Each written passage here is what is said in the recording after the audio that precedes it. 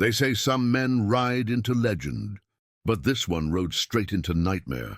For 20 years, across 7 territories, from the scorching deserts of Arizona to the frozen peaks of Montana, a figure moved through the darkness like death itself.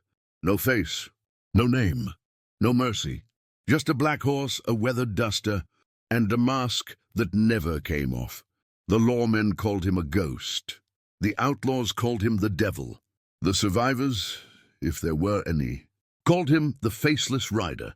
And before we dive into the most terrifying legend the Old West ever produced, make sure you hit that subscribe button and ring the bell, because this story is going to take you places you've never been, and you're going to want to come back for more. Trust me on that. The first confirmed sighting happened in the winter of 1873 in a nothing town called Redemption Flats, about 40 miles south of the Colorado border. It was the kind of place where tumbleweeds had more personality than the people, where the only thing that moved faster than gossip was the wind, and where strangers were either fools or trouble. On that particular night, February 14th, Valentine's Day, though nobody in Redemption Flats gave a damn about romance, a gang of cattle rustlers had taken over the local saloon. 8 men, all wanted, all armed, all drunk enough to think they were invincible. Their leader was a man named Cyrus Black, who had a reputation for cruelty that stretched from Texas to Wyoming. Black had killed 17 men, and that was just the ones people knew about. He wore their teeth on a necklace, claimed it brought him luck. That night, he was celebrating a successful raid. 50 head of cattle stolen from a ranch belonging to a widow and her 3 children. The widow had tried to stop them. They found her body 3 days later. Black thought he was untouchable. He was wrong. Around midnight, the saloon doors opened. Not kicked open, not burst through, just opened. Slow and deliberate, like someone was arriving for Sunday church. The piano player stopped mid-note. Every conversation died. Every eye turned to the entrance. And there he stood, tall, maybe 6'3", wearing a black duster that went down to his boots, a wide-brimmed hat pulled low, and covering his entire face. Wrapped tight like a mummy was cloth, dark grey cloth stained with God knows what. No eyes visible, no mouth, no humanity, just cloth and shadow. On his hip hung a pistol, single-action Colt, and in his right hand, held loose like it weighed nothing, was a Winchester rifle. He didn't say a word, didn't need to. The temperature in that room dropped 20 degrees. Cyrus Black, drunk but not stupid, recognized a threat when he saw one. He stood up from his card table, knocking over a bottle of whiskey, his hand moving toward his gun. But before he could even touch the grip, the stranger moved. It wasn't fast, not the way gunslingers are supposed to be fast. It was something else. It was inevitable. The Winchester came up smooth as silk, and the room exploded in thunder. Black's gun hand disappeared in a spray of red. He screamed, dropped to his knees, and before any of his men could react, the stranger had already worked the lever and put a round through the knee of the man to Black's right. Then another shot, another knee. Methodical, precise, not killing, not yet, making them suffer, making them understand.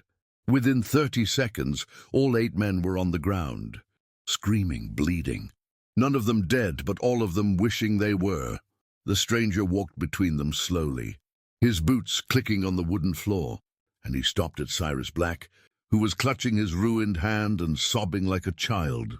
The stranger crouched down, tilted his head, that faceless mask just inches from Black's face. And then he spoke. His voice was muffled by the cloth, low and hollow, like it was coming from the bottom of a well. He said 4 words, just 4. "Where are the cattle?" Black told him. Of course he did. Everyone tells the Faceless Rider everything. Always. The stranger stood, turned, and walked out of that saloon without another word. By the time the town marshal got there, the 8 rustlers were still bleeding on the floor, and Cyrus Black was crying so hard he couldn't speak. The cattle were found the next morning, exactly where Black said they'd be, driven back to the widow's ranch with a note pinned to the lead steer. The note said, "Paid in full." Nobody ever saw who wrote it. Nobody ever saw the stranger leave town. But everybody knew what they'd witnessed. They'd seen something that wasn't quite human. Something that moved through the world with a purpose so dark and so absolute that even the worst men alive couldn't stand against it. And if you're enjoying this story so far, do me a favor and smash that like button, because we're just getting started. And what comes next is going to blow your mind. The legend spread like wildfire. Within 6 months, every territory west of the Mississippi had heard about the Faceless Rider. Some said he was a Confederate soldier, face burned off in the war, seeking revenge on the Union sympathizers who'd left him to die. Others claimed he was a bounty hunter, the best there ever was, who'd been disfigured by an outlaw and now hunted evil men for sport. There were stories that he was a Pinkerton agent gone rogue, or a Mexican revolucionario, or even a former slave tracking down his old masters. But nobody knew for sure, and that's what made him terrifying. Mystery breeds fear, and fear breeds legend. And legend breeds power. The Faceless Rider had all three. In the summer of 1874, he appeared in Tucson. A banker named Horace Winslow had been foreclosing on farms and ranches all across the territory, buying up land for pennies and selling it to the railroad for fortunes. 3 families had committed suicide after losing everything. 2 more had simply disappeared. Winslow was protected by hired guns, 10 of them, ex-soldiers and killers who surrounded his mansion day and night. He thought he was safe behind those walls, behind those men. He was wrong. On July 19th, Winslow was hosting a party. Politicians and railroad executives, champagne and cigars, celebrating another successful acquisition. Around 9 p.m., the music stopped. The guests heard gunfire outside, short bursts, screams, then silence. The front door opened. Blood dripped from the handle. The Faceless Rider walked in, his duster covered in fresh stains, the cloth mask darker than usual, and in his hand was a leather satchel. He walked straight to Horace Winslow, who was hiding behind his desk, shaking so hard the furniture rattled. The stranger dropped the satchel on the desk. It was heavy, made a wet sound. Winslow didn't want to open it. The stranger tilted his head, waiting. Winslow opened it. Inside were the tongues of his 10 guards. All of them. The stranger spoke again, that same hollow voice. "Sign the deeds back." "Now," Winslow signed. "Every single one. The families got their land back." And Horace Winslow left Arizona that same night, never to return. But here's the part that really got people talking. The Faceless Rider didn't take money. He didn't demand payment. He didn't leave a calling card or make demands. He just appeared when injustice was at its worst, dealt with it in the most brutal way imaginable, and then vanished like smoke. He was a ghost with a conscience, a demon with a code, and nobody could figure out what drove him or where he came from. And that uncertainty, that not knowing, made every corrupt lawman, every crooked businessman, every thieving outlaw west of the Rockies sleep with one eye open. The pattern continued for years. 1875. A mining company in Nevada was using child labor, working kids to death in tunnels that collapsed regularly. The Faceless Rider showed up and locked the mine owners in their own tunnels, left them there in the dark for 3 days before letting them out. They sold the mine and left the state. 1876. A gang of claim jumpers in California had murdered 12 prospectors and taken their gold. The Faceless Rider tracked them for 2 weeks, found them celebrating in a brothel, and when the smoke cleared, all 6 jumpers were dead, hung from the rafters with their own belts, and the gold was returned to the victims' families. 1877. A crooked sheriff in New Mexico was selling protection to outlaws, letting them operate freely as long as they gave him a cut. The Faceless Rider walked into his office in broad daylight, in front of witnesses, and beat him unconscious with his own badge. The sheriff woke up in a jail cell, the one he'd kept empty for years. with all his dirty money stuffed in his mouth. He choked on it for hours before someone found him. He survived, but he never wore a badge again. And here's something you need to understand about this era. About the Old West in general. Justice was rare. The law was bought and sold like livestock. If you had money, you could get away with murder. If you had power, you could crush whoever you wanted. The regular people, the farmers and miners and ranch hands, they had nobody looking out for them until the Faceless Rider showed up. He became something more than a man. He became an idea. He became hope wrapped in terror, and the people loved him for it, even if they were scared to death of him. Comment below if you think the Old West needed more men like this, or if you think he went too far. I want to know what you think. By 1880, law enforcement agencies across multiple territories had active investigations trying to identify him. The Pinkertons put their best men on it. The Texas Rangers formed a special task force. Even the U.S. Marshal Service got involved. But every lead went nowhere. Witnesses described him differently every time. Some said he was white, others said Mexican. Others said he might be black or Native American. His height varied in reports from 5'10" to 6'6". His voice was sometimes described as young, sometimes old. The only constant was the mask, that wrapped cloth face that never came off. And the black horse he rode, a massive stallion that seemed as ghostly as its rider. Dozens of men tried to follow him, track him, figure out where he went between appearances. None of them succeeded. A few of them never came back at all. The most famous attempt to catch him happened in 1881 in a place called Devil's Canyon in Wyoming. A notorious outlaw named Luther Kane had been terrorizing the territory for 2 years, stagecoach robberies mostly, but he'd killed at least 20 people in the process, including a pregnant woman and a priest. Kane was smart, always stayed on the move, never kept the same gang for long. But he made a mistake. He killed the daughter of a wealthy railroad baron, shot her during a holdup even though she'd given up her jewelry without a fight. Just shot her for fun. The baron put up a reward, $10,000, and every bounty hunter in the West came running. Kane knew he was a target, so he set a trap. He leaked information that he was hiding out in Devil's Canyon, a narrow gorge with only one way in and one way out. Then he filled the canyon with 30 armed men, sharpshooters on the cliffs, dynamite rigged along the walls. He was going to kill every bounty hunter who showed up. But the Faceless Rider showed up first. Nobody knows how he knew about the trap. Maybe he scouted it, maybe he had informants, or maybe he really was supernatural like people were starting to believe. Either way, on the night of August 12th, Luther Kane and his men were sitting around their campfires in the canyon, congratulating themselves on their clever plan. When the shooting started, not from the entrance, from above, the Faceless Rider had somehow climbed the cliffs in total. Darkness positioned himself on the high ground, and he started picking them off one by one with that Winchester. Every shot was a kill. No wasted bullets, no misses. Men started panicking, running, shooting at shadows. Kane ordered his men to light torches, trying to see where the shots were coming from, but that just made them better targets. Within 20 minutes, 15 men were dead.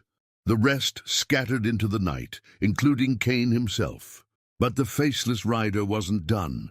He tracked Kane for 3 days, followed him across mountains, through rivers, into a small mining town where Kane thought he could hide among the population. But you can't hide from something that doesn't sleep, doesn't quit, doesn't feel mercy. On the third night, Kane was holed up in a boarding house, barricaded in a second-floor room, gun pointed at the door, waiting. The door never opened. Instead, the Faceless Rider came through the window, crashing through glass, landing in a crouch, and before Kane could even swing his gun around, it was over. They found Kane the next morning, hanging from a beam in the center of town, the stolen jewelry from the railroad baron's daughter pinned to his chest and carved into the wooden beam above him. Burned into the wood with a hot iron were the words "Justice Delivered." The newspapers went insane. The ghost of the West strikes again. Mystery vigilante kills 30 in single night. Who is the Faceless Rider? Dime novels were written, wildly inaccurate but popular as hell. Songs were sung in saloons. Kids played Faceless Rider and outlaws in the streets. He'd become a myth, bigger than Billy the Kid, more feared than Jesse James, more mysterious than any gunslinger who'd ever lived. And the thing was, he kept going. Year after year, territory after territory, always showing up when evil was at its worst, always delivering that brutal, efficient justice, and always disappearing before anyone could stop him. If you're not subscribed yet, what are you waiting for? Hit that button right now, because this story is about to take a turn you won't believe. 1883. The Northern Pacific Railroad was pushing through Montana, and they were using every dirty trick in the book to acquire land. Intimidation, arson, murder. Native American tribes were being forced off their ancestral lands. Farmers were being driven out at gunpoint. Anyone who resisted disappeared. The railroad had hired a man named Silas Crow to handle their land acquisition, and Crow was about as evil as humans get. Former cavalry officer, dishonorably discharged for massacring civilians during the Indian Wars. He had no conscience, no limits, and a personal army of 200 men. The local law couldn't touch him. The federal government looked the other way, and people were dying every week. Then in September, the Faceless Rider arrived in Montana. But this time was different. This time, people saw him during the day. He rode into a small town called Copper Ridge on a Tuesday. Afternoon, middle of the street, sun blazing overhead. And he didn't hide. He stopped his horse in front of the railroad office, dismounted and walked inside. 3 of Crow's men were there, collecting fees from local businesses. The Faceless Rider shot all 3 of them, boom, boom, boom. Didn't even draw, just had his gun out and fired, and they were dead before they hit the ground. Then he walked back outside, mounted his horse, and rode to the next town. Same thing. Walked into the company office. Killed everyone inside who worked for Crow, left. Next town. Same thing. He was making a statement. He was declaring war. Silas Crow heard about it by evening. He was furious, humiliated that some lone gunman was picking off his men in broad daylight. So he did what any narcissistic murderer would do. He made it personal. He sent word that he wanted to meet the Faceless Rider. Face-to-face, final showdown, winner takes all. He named the place an abandoned mining camp called Dead Horse Gulch, and the time, sunset 3 days later. And then he brought all 200 of his men, positioned them in every building, behind every rock, in every shadow. He was going to turn Dead Horse Gulch into a slaughterhouse, and the Faceless Rider would be the centerpiece. Except the Faceless Rider didn't come alone. This is where the story gets really interesting, because for the first time in a decade, people saw the Faceless Rider with allies. Nobody knows how he recruited them or where they came from. But when sunset arrived at Dead Horse Gulch, so did 50 riders, all wearing masks, all dressed like him, all armed to the teeth. 50 Faceless Riders. Crow and his men didn't know who was real and who wasn't. They opened fire anyway. The battle lasted 4 hours. It was chaos, smoke and blood and screaming. Bullets tearing through wood and flesh. Buildings burned. Men died by the dozens. But when the sun finally set completely and darkness covered the gulch, only one group walked away. The masked riders disappeared into the night. Every single one of them, including the original. And in the center of Dead Horse Gulch, tied to a post, beaten but alive, was Silas Crow. Pinned to his chest was a note that said, "Tell your masters, this land belongs to the people. Leave or die." The Northern Pacific Railroad pulled out of Montana within a month. Silas Crow vanished from history, and the legend of the Faceless Rider reached a new level, because now people understood something crucial. He wasn't alone. He'd never been alone. He had supporters, followers, maybe even an entire network of vigilantes operating in secret, which meant the legend could never truly die. Because even if the original Faceless Rider was killed, there would be others to take his place. The idea was immortal, and that terrified every corrupt official and criminal organization in the West more than anything else. The sightings continued through the 1880s. Texas, Arizona, Colorado, California, Oregon, even up into Washington Territory. Always the same method, always brutal, always effective. In 1885, he stopped a lynching in Oklahoma, killed 5 men in the mob, freed the innocent man they were about to hang.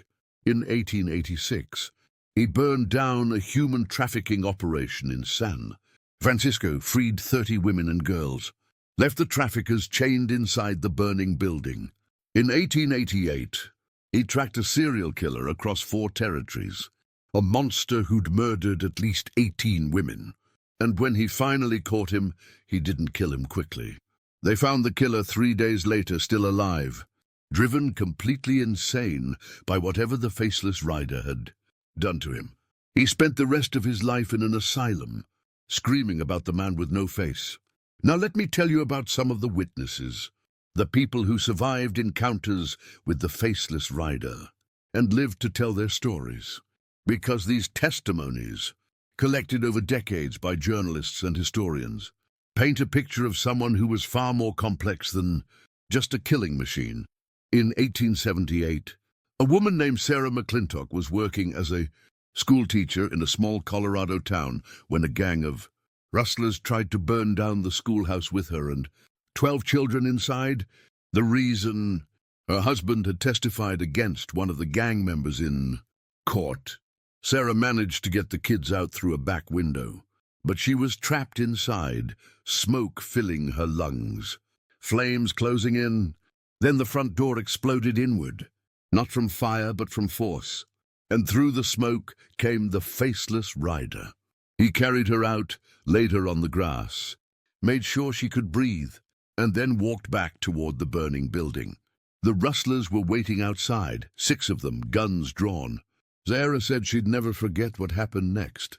The Faceless Rider didn't run, didn't take cover. He just walked straight at them, and they opened fire. She counted 14 shots. Not one of them hit him. It was like he was moving between the bullets, or like the bullets were afraid to touch him. Within seconds, all 6 rustlers were on the ground, and the Faceless Rider was standing in the middle of them, untouched, his duster not even singed. He turned to Sarah, tipped his hat, and rode away. Sarah lived another 40 years and told that story until the day she died, and she never wavered on a single detail or considered the testimony of James Red Cloud, a Lakota warrior who encountered the Faceless Rider in 1884. Red Cloud and his family were being forced off their land by settlers backed by the army. One night, the settlers came with torches and guns, planning to massacre the entire camp. Red Cloud and his warriors prepared to make their final stand, outnumbered 3-1. But before the battle could begin, a rider appeared on the ridge above the camp, silhouetted against the moon. The settlers saw him and stopped. Some of them recognized the profile, that distinctive mask, that black horse. They knew who it was, and they ran, just turned and ran, leaving their torches burning in the dirt. The Faceless Rider rode down to Red Cloud's camp, dismounted, and through an interpreter, because apparently he spoke multiple languages, told Red Cloud that he had 3 days to move his people to safety before the army arrived in force. He gave them a map showing a route through the mountains that would take them to Canada. Then he gave Red Cloud his rifle, a brand new Winchester, and 200 rounds of ammunition. He said, "Protect your family. Nobody else will." Red Cloud and his people made it to Canada. They survived, and Red Cloud kept that rifle for the rest of his life. Passed it down to his son with the story of the man with no face who saved them when nobody else would. These stories matter because they show something crucial about the Faceless Rider. He wasn't indiscriminate. He wasn't a mindless killer. He had a code, a very specific moral compass, and he operated according to rules that made sense to him, even if nobody else understood them. He protected the weak. He punished the powerful who abused their power. He gave people chances, sometimes, if he thought they deserved them. And he never ever forgot a debt. There's a story from 1882 about a shopkeeper in Kansas who gave the Faceless Rider food and water when he rode through town, didn't ask questions, didn't demand payment. 3 years later, that shopkeeper's store burned down, and he lost everything. Within a week, an anonymous donation arrived, enough money to rebuild twice over. The note attached said simply, "Debts paid." The shopkeeper recognized the handwriting from the note. The Faceless Rider had left thanking him for the meal years earlier. But don't misunderstand. The Faceless Rider could be absolutely merciless when the situation called for it. In 1887, a group of land speculators had been poisoning water sources on Native American reservations, trying to force the tribes to sell their land for nothing. Dozens of people had died, including children. The speculators were protected by corrupt federal agents who looked the other way. The Faceless Rider tracked down all 7 speculators over the course of 2 months. The first one was found in his office, drowned in a barrel of the same poisoned water he'd been using. The second was found in a well at the bottom, with a note that said 6 more. The third, fourth, and fifth were found together in a cave, with evidence of their crimes carved into the walls around them. The sixth managed to run, made it all the way to New York City. Thought he was safe in the big city where the Faceless Rider's reputation meant nothing. They found him in his hotel room, dead from the same poison, with a note that said 1 more. The 7th speculator went to the authorities, confessed everything, begged for protection. They put him in a jail cell, armed guards on all sides. 2 nights later, the guards heard screaming. When they opened the cell, the speculator was dead, and on the wall, written in his own blood, were the words, "Justice delivered." Nobody saw the Faceless Rider enter or leave. The guards swore the cell had been locked from the outside the entire time, but there was no other explanation. Let me tell you about the investigation that came closest to catching him. In 1889, the Pinkerton Agency assigned their best detective, a man named William H. Crawford, to the Faceless Rider case. Crawford was a legend in his own right. He had solved over 100 cases, tracked down some of the most dangerous criminals in American history. He spent 2 years following leads, interviewing witnesses, studying patterns. He developed a profile. He believed the Faceless Rider was a former military officer, probably cavalry, with extensive combat experience. He theorized the man had suffered some kind of personal tragedy, maybe lost his family to violence, and that motivated his crusade. Crawford tracked down every Confederate and Union officer who'd been reported as killed or missing during the Civil War, cross-referenced them with descriptions of the Faceless Rider, narrowed it down to 17 possible identities. He investigated each one methodically. 15 were dead, confirmed. 1 was in prison in Ohio, and 1, a Confederate captain named Nathaniel Cade, had disappeared after the war and was never heard from. Again, Cade fit the profile perfectly. Right height, right build, expert marksman, reputation for ruthlessness in combat, but also for protecting civilians. Crawford was convinced he'd found his man. He traveled to Cade's last known location, a burned-out plantation in Virginia, and spent weeks searching for clues. He found a grave, unmarked, in the family cemetery. He had it exhumed. The coffin was empty, except for a Confederate uniform and a note that said, "This man died at Appomattox." What came after is something else. Crawford continued his investigation, but hit wall after wall. Every lead went cold. Every witness either couldn't or wouldn't provide useful information. And then, in July of 1891, Crawford received a letter at his office in Chicago. The envelope had no return address. Inside was a single sheet of paper with a message written in precise handwriting. It said, "Detective Crawford, you are a good man doing good work. But some mysteries are not meant to be solved. Some legends serve humanity better as questions than as answers.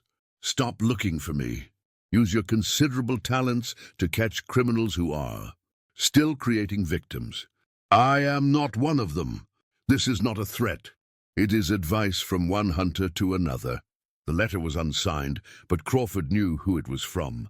He never officially closed the case, but he stopped actively investigating. Years later, in his memoirs, Crawford wrote, "I believe I came closer than anyone to identifying the Faceless Rider. But in the end, I chose to let the legend live, because the world needs myths more than it needs answers. He was doing more good as a ghost than I could do with a badge." Think about what that means.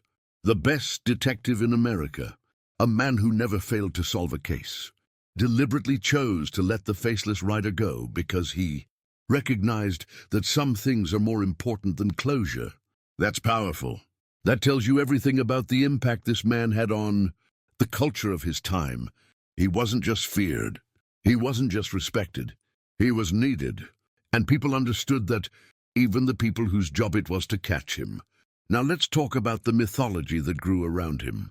Because by the late 1880s, the Faceless Rider had transcended mere legend and become something closer to folklore. There were songs written about him, dozens of them, performed in saloons and music halls across the West.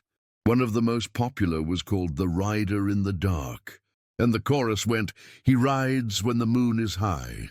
He rides when evil men die. No face to see, no name to know. The Faceless Rider strikes his blow." Who children's rhymes incorporated him. Faceless Rider, if you see him, don't you hide, or he might think you've something dark inside. Parents used him to scare kids into behaving. You better be good, or the Faceless Rider will come for you. But he was also used to comfort people. Don't worry, the Faceless Rider will make things right. He became a dual symbol, both terrifying and reassuring, the ultimate embodiment of frontier justice. Artists painted him, though none of them had actually seen him up close. The paintings were always dramatic, showing him on that black horse, the mask catching moonlight, sometimes surrounded by flames or skulls or dead outlaws.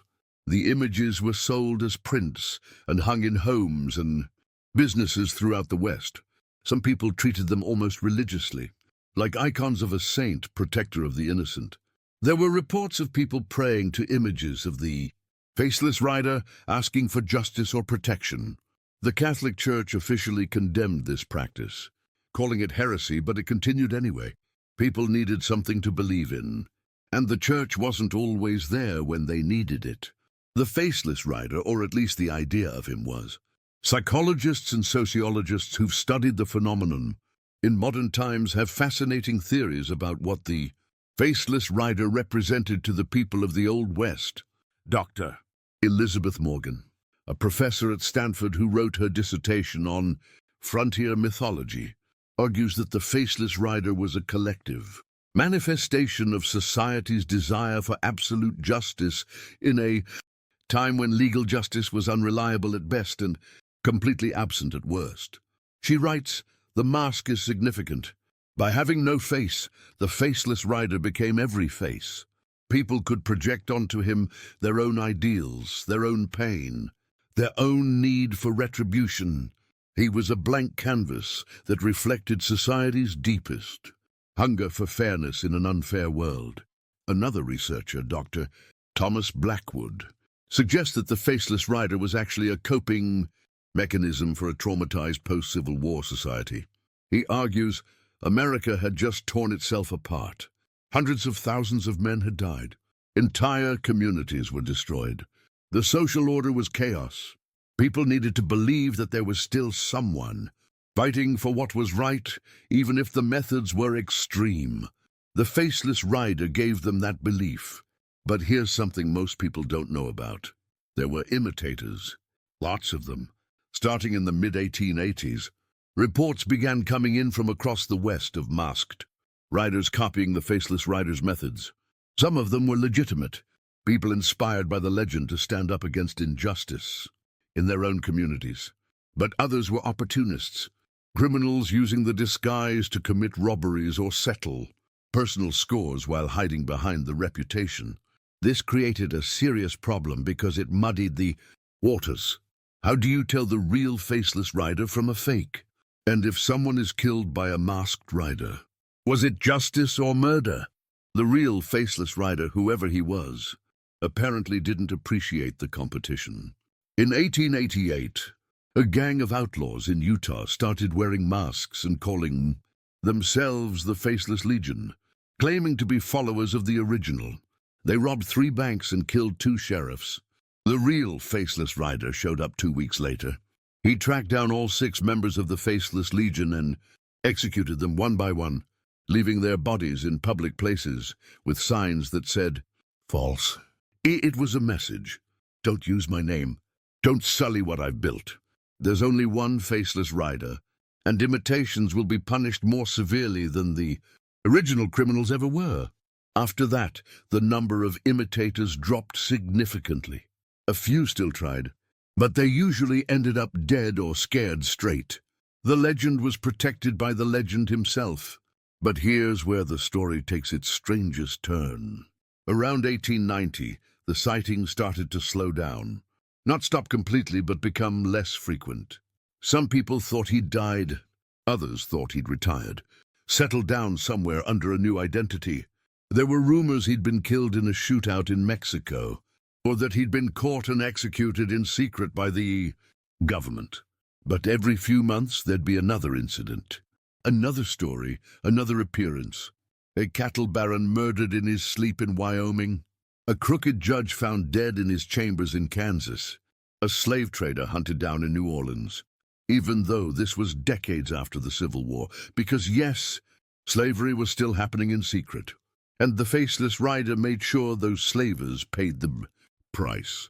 The last confirmed sighting happened in 1893 in a town called Redemption, Arizona.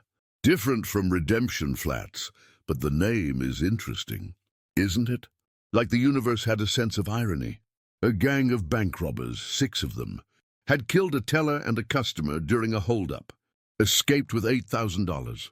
The law chased them for 2 weeks but lost the trail.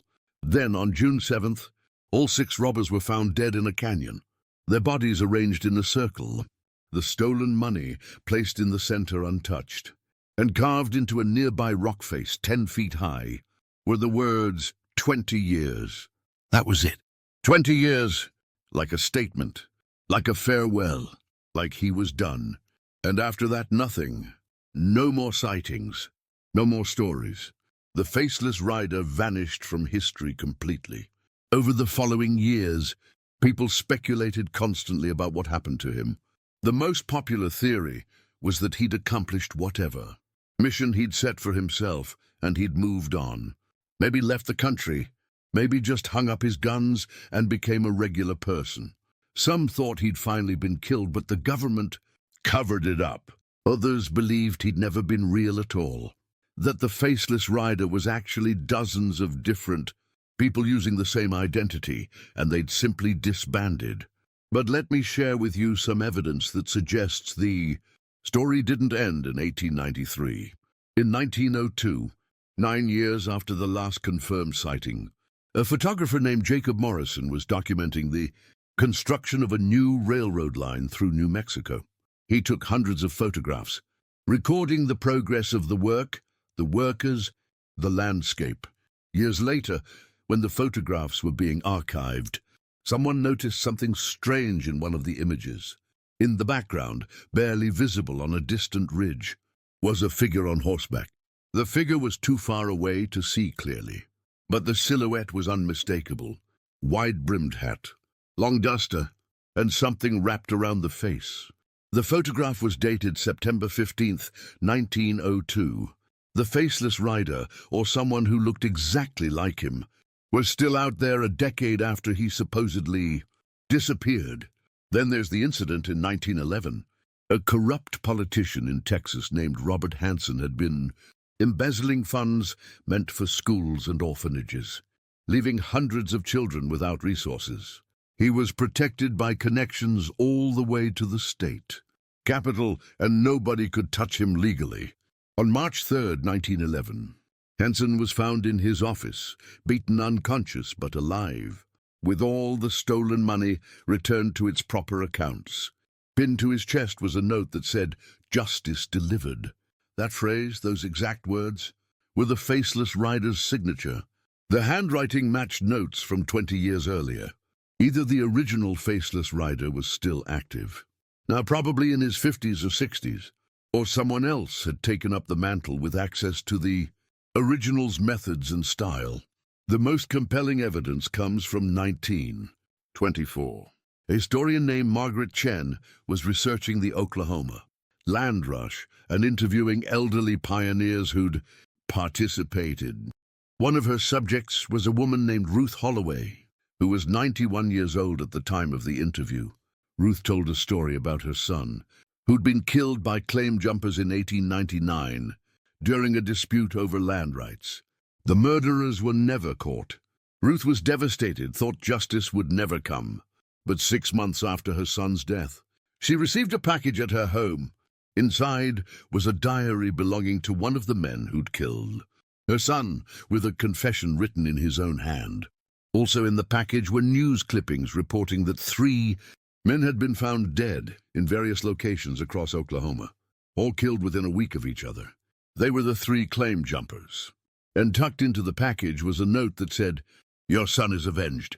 He will be remembered." Ruth kept that package for 25 years before showing it to Margaret Chen.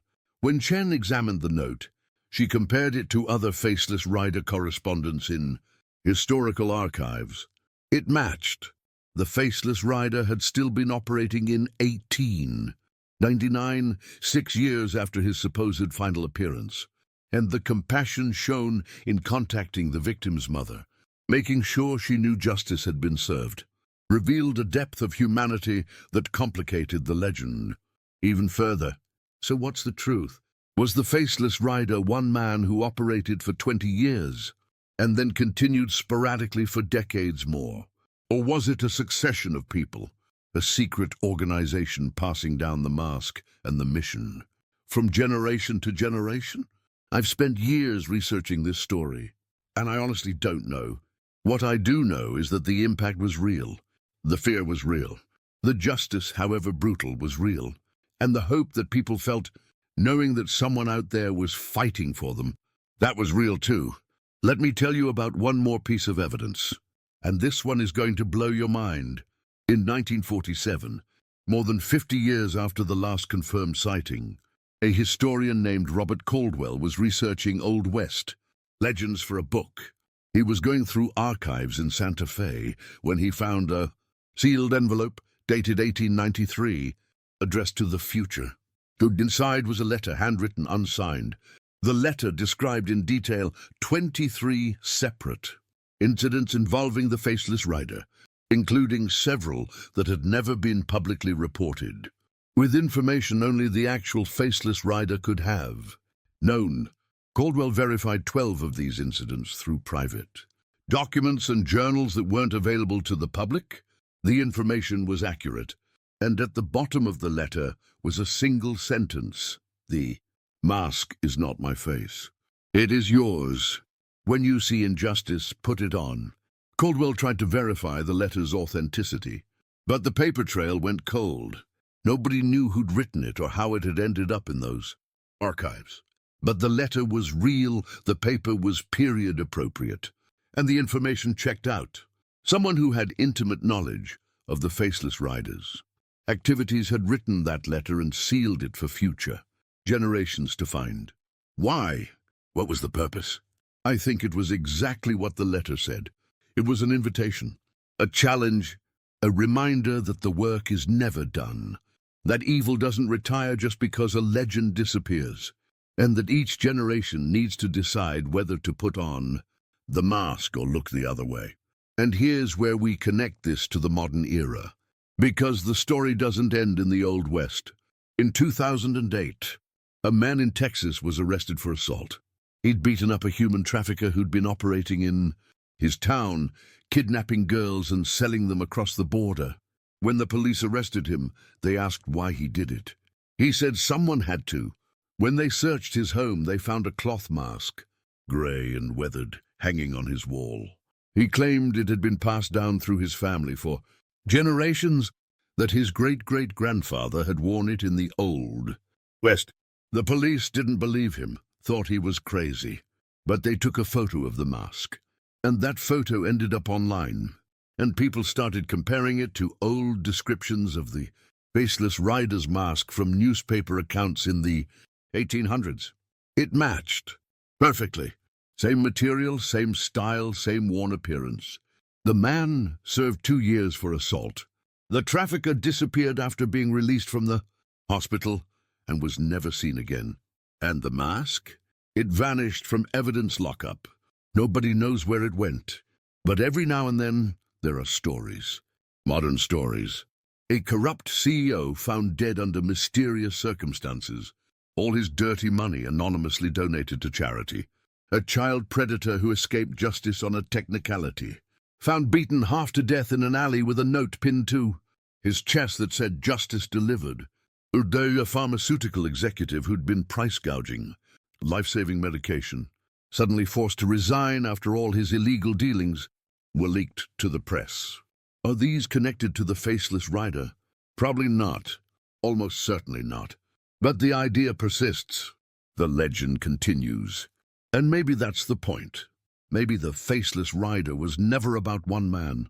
Maybe it was always about the idea that ordinary people can stand up to evil, that justice doesn't always come from institutions, and that sometimes when the system fails, individuals have to step up and make things right. Think about the world we live in today. We have corruption at every level. We have injustice in every corner. We have people suffering while the powerful get away with murder, sometimes literally, and we feel helpless, just like those farmers and miners felt helpless in 1873. But the Faceless Rider proved something crucial. One person, acting with conviction and courage, can change everything. You don't need superpowers. You don't need wealth. You don't need an army. You just need the willingness to act when everyone else is afraid to. Now, I'm not suggesting you go out and start shooting bad. Guys, that's illegal, that's dangerous, and please don't do that. But you can be a Faceless Rider in your own way. Stand up to bullies in your school or workplace. Report corruption when you see it. Protect people who can't protect themselves. Use your voice, your vote, your influence, whatever you have, to make things better. Volunteer at shelters. Donate to causes that fight injustice. Call out wrongdoing when you witness it. Be the person who refuses to look the other way, because that's what the legend is really about. It's not about violence. It's about refusing to accept evil as normal. It's about being the person who says, "No, not on my watch." The Faceless Rider haunted the West for 20 years, but his shadow stretches across a century and a half, all the way to us, right here, right now. We tell his story, not just because it's entertaining, though it absolutely is, but because it reminds us of who we could be. It reminds us that legends are born when ordinary people do extraordinary things. And maybe, just maybe, you're one conversation, one action, one moment of courage away from starting your own legend. Before we finish, I need to tell you about one final detail that brings everything full circle. In 2021, during the pandemic, when the world felt like it was falling apart, someone started a movement online. It was simple. People would post stories about standing up to injustice in their communities, and they'd tag it with the hashtag Faceless Rider. It started small. Just a few posts about confronting harassers on public transportation or reporting wage theft at work. But it grew. Within months, thousands of people were sharing stories. A group of teachers who exposed corruption in their school district. A whistleblower who revealed corporate fraud at a major company. A neighborhood that came together to drive out drug dealers who'd been terrorizing families. Average people doing brave things, inspired by a legend from the Old West that most of them had never even heard of before. The movement got so big that major news outlets covered it, and psychologists started studying it as a case of how mythology influences modern behavior. I interviewed one of the movement's early participants. a woman named Jessica Martinez who'd organized her community to stop a predatory lender from forcing families out of their homes. I asked her why she used the Faceless Rider hashtag. She said, because that story, when I finally read about it, it made me realize that I didn't need permission to do the right thing. I didn't need to be special or powerful. I just needed to care enough to act. The Faceless Rider wasn't a superhero. He was just someone who refused to let evil win. And if he could do that in a time when justice barely existed, then I could do it now with all the resources and protections we have today. The mask isn't about hiding. It's about becoming something bigger than yourself. It's about representing an idea instead of just being an individual. That right there is the power of legend. That's why stories matter. The Faceless Rider might have been one man or many men, or even partly fictional. It doesn't matter. What matters is the impact. What matters is that 150 years later, people are still inspired by the idea of someone who stood up when nobody else would, who protected the weak when the strong preyed on them, who delivered justice when the system failed. That's immortality. That's legacy. So here's my challenge to you. And I mean this with everything I have. You don't need to put on a mask. You don't need to ride a black horse into the sunset.